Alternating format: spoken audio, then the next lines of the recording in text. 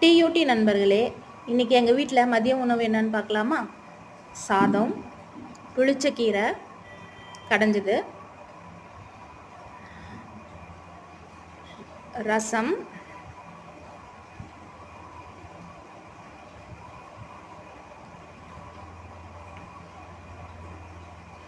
Beetroot பொரியல்,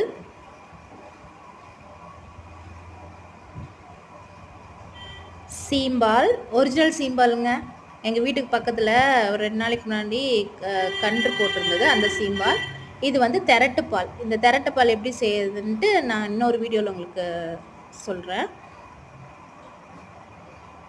உங்களுக்கு இந்த வீடியோ பிடிச்சிருந்தா லைக் பண்ணுங்கள், ஷேர் பண்ணுங்கள், கமெண்ட் பண்ணுங்கள். எங்களுக்கு சப்போர்ட் பண்ணுறதுக்கு ரொம்ப தேங்க்ஸ்.